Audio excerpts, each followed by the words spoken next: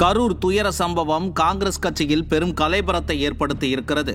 ஸ்டாலின் அரசின் தவறுகளை சுட்டிக்காட்டுபவர்களை திமுக விசுவாசி செல்வ பெருந்தகை மிரட்டுவதாகவும், முடிந்தால் கட்சியை விட்டு நீக்கி பாருங்கள் என பதிலுக்கு மூத்த தலைவர்கள் முறைப்பதாகவும் தகவல் வெளியாகி இருக்கிறது. விஜய் மீதான தவறுகளை மட்டும் பேசி அரசின் தவறுகளை மறைக்கக்கூடாது.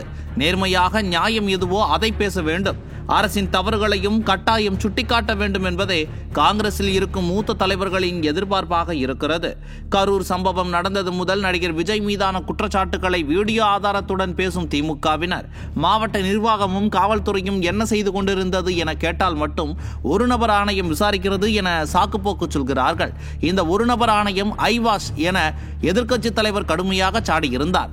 இந்த நிலையில் இந்த ஒருநபர் ஆணையம் சட்டவிரோதமானது என்கிறார் தலைமை செயற்குழு உறுப்பினரும் மூத்த வழக்கறிஞருமான சூரிய பிரகாஷ். இது தொடர்பாக சென்னை உயர்நீதிமன்றத்தில் வழக்கும் தொடர்ந்திருக்கிறார். ஒரு நபர் கமிஷன் அமைக்கப்படும் போது விசாரணை ஆணையம் அமைப்பதற்கென சட்ட விதிகள் இருக்கிறது. அவற்றை இந்த அரசு பின்பற்றவில்லை என்கிறார். அரசாணை பிறப்பிக்கப்பட்டு இந்த விசாரணை ஆணையத்திற்கான அதிகார வரம்புகள், அதாவது டேர்ம்ஸ் ஆஃப் ரெஃபரன்ஸ் என்ன என்பதை விளக்கியிருக்க வேண்டும் என்கிறார். விசாரணை ஆணையத்திற்கென அலுவலகம், தொடர்பு கொள்ள வேண்டிய முகவரி, உதவியாளர்கள், மக்கள் எங்கு தொடர்பு கொள்ள வேண்டும் என அனைத்தையும் அறிவித்திருக்க வேண்டும் என்கிறார். மேலும் பத்திரிகைகளில் இது குறித்து விளம்பரம் கொடுத்திருக்க வேண்டும் என்கிறார்.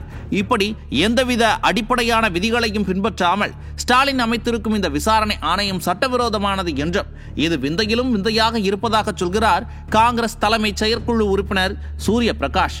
மேலும் விசாரணையை எப்போது தொடங்க வேண்டும் என்பதை அறிவிக்க முதல்வருக்கு அதிகாரமே இல்லை என சொல்லும் அவர், அருணா ஜெகதீசனை எப்படி நீதிபதியாக கருத முடியும் என்று கேள்வி எழுப்புகிறார். கடந்த மாதம்தான் தடுப்பு காவல் குறித்த ஆலோசனை குழு உறுப்பினராக அருணா ஜெகதீசன் நியமிக்கப்பட்டிருந்தார். அதற்காக ஸ்டாலினை சந்தித்து அவர் நன்றியும் தெரிவித்திருந்தார்.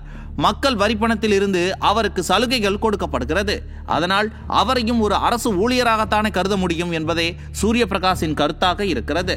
அது மட்டுமல்ல, கடந்த சில ஆண்டுகளில் இப்படி அமைக்கப்பட்ட விசாரணை குழுக்களுக்காக அரசு பணத்தில் இருந்து, அதாவது இங்கிருக்கும் குப்பனும் சுப்பனும் கட்டும் வரிப்பணத்தில் இருந்து 10 கோடியே 50 லட்சம் செலவிடப்பட்டிருப்பதாக அதிர்ச்சி தகவலை சொன்ன அவர், அந்த 10 கோடியில் சுமார் 5 கோடி அளவிற்கு அருணா ஜெகதீசன் தலைமையில் அமைக்கப்பட்ட ஒரு விசாரணை குழுவிற்காக செலவிடப்பட்டிருப்பதாகவும் சொல்கிறார். இப்படி மக்கள் பணத்தில் காஸ்ட்லியாக விசாரணை நடத்தி கொடுக்கப்பட்ட பரிந்துரைகள் எல்லாம் பின்பற்றப்படவே இல்லை என்கிறார். இந்த விசாரணை ஆணையத்தை ரத்து செய்ய வேண்டும் என அவர் தொடுத்திருக்கும் வழக்கானது வரும் 16ஆம் தேதி விசாரணைக்கு வர இருக்கிறது.